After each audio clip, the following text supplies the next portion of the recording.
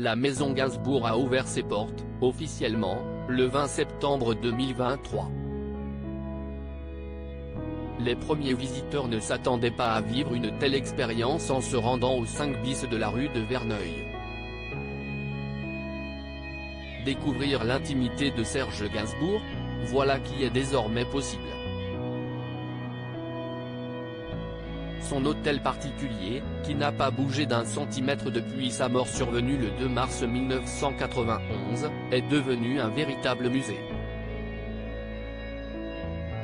Sa fille Charlotte Gainsbourg a travaillé dur pour que ce projet se réalise. Les portes du 5 bis de la rue de Verneuil sont ouvertes depuis le mercredi 20 septembre 2023.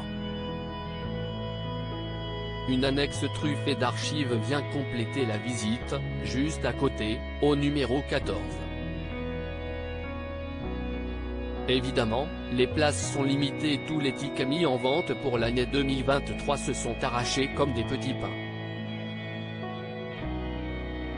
Si vous ne faites pas partie des chanceux à avoir décroché une place moins 25 € pour la maison et le musée, 12 € pour le musée seul, il faudra se contenter des bruits de couloir.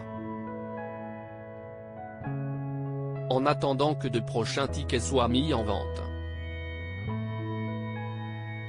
Le journal 20 minutes, qui était sur place le jour de l'ouverture, a recueilli quelques témoignages de personnes frappées par l'énergie des lieux.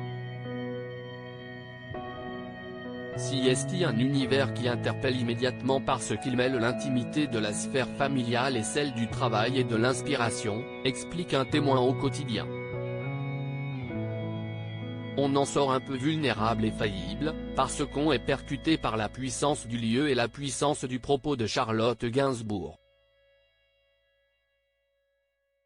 CST, une mise en abîme très forte. La maison Gainsbourg ouvre ses portes 32 ans après la mort du chanteur.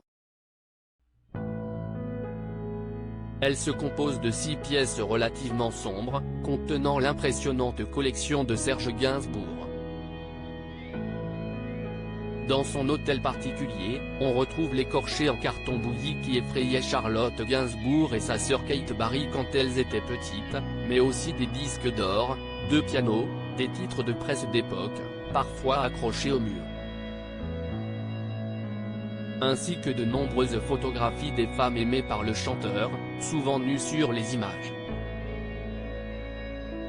La visite est guidée par Charlotte Gainsbourg elle-même, à l'aide d'un audio-guide. Cette dernière susurre, à l'oreille des visiteurs, ses souvenirs d'enfance, des années 1970 jusqu'à la mort de son père, en 1991.